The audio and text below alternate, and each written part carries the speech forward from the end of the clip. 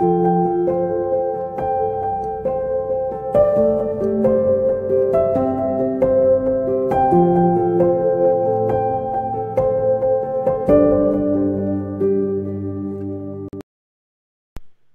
les amis, Marc Maillot encore avec vous, avec une méditation cette fois basée sur un seul verset de la Bible, mais un verset important, dans le livre des Proverbes, premier chapitre, verset 7, traduction Louis II dit « La crainte de l'Éternel est le commencement de la sagesse », ou la traduction de la Bible du Semeur, « La clé de la sagesse, c'est de révérer l'Éternel ».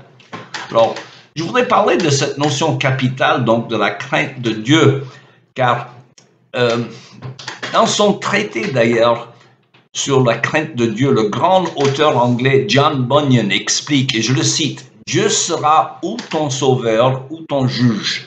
C'est notre devoir raisonnable de prêter attention aux choses qu'il nous dit et de les mettre en pratique. Il n'y a aucun devoir que nous accomplissons qui puisse être accepté de Dieu s'il n'est pas assaisonné d'une crainte respectueuse. » Fin de citation.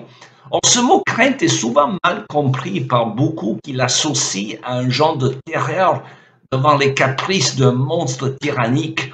Or, nous avons un Père céleste qui aime ses enfants et qui ne veut que leur bonheur.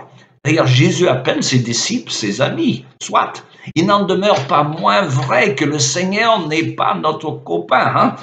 Entre le Dieu de terreur de certains et le copain inoffensif pour d'autres, il y a le Dieu de la Bible, mais il faut connaître la Bible pour le découvrir.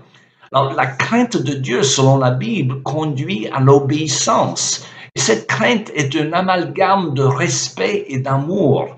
Le texte du Deutéronome chapitre 6 enseigne au peuple d'Israël de craindre Dieu tant qu'ils vivent.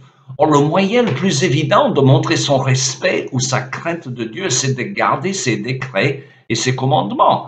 Et d'ailleurs, Jésus dit la même chose dans l'évangile Saint Jean lorsqu'il dit « Si quelqu'un m'aime, il obéira à ce que je dis ». Fin de citation. Alors, il y a donc une grande différence entre la crainte pieuse de Dieu qui conduit à l'obéissance et ultimement au bonheur. Dans le chapitre 6 de Deutéronome, il s'est répété à 3 reprises que ces commandements sont faits afin d'être heureux. Donc, il y a une différence entre la crainte de Dieu et la crainte humaine des païens qui est caractérisée par l'anxiété, voire la terreur. Alors, depuis quelque temps que je voyage en Afrique et en Haïti, je m'aperçois que les païens dans ces pays vivent souvent dans la crainte des forces occultes que beaucoup connaissent trop bien.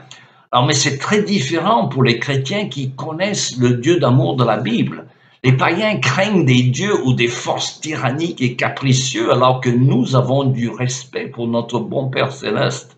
Alors, la crainte que nous, les chrétiens, avons du Père céleste est associée à l'amour qu'il nous a porté et dont notre obéissance en découle.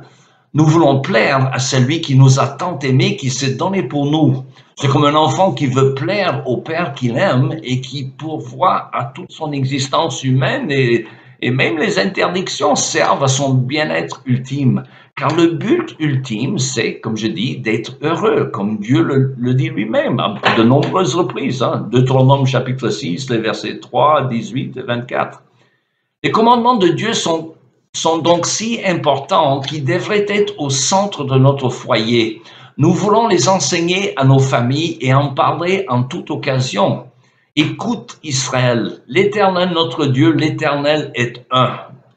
Ces versets font partie de ce que les Juifs appellent le Shema ou la confession de foi judaïque.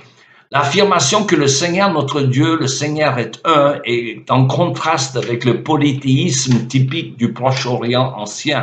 Alors cette confession souligne la puissance et la grandeur de Dieu.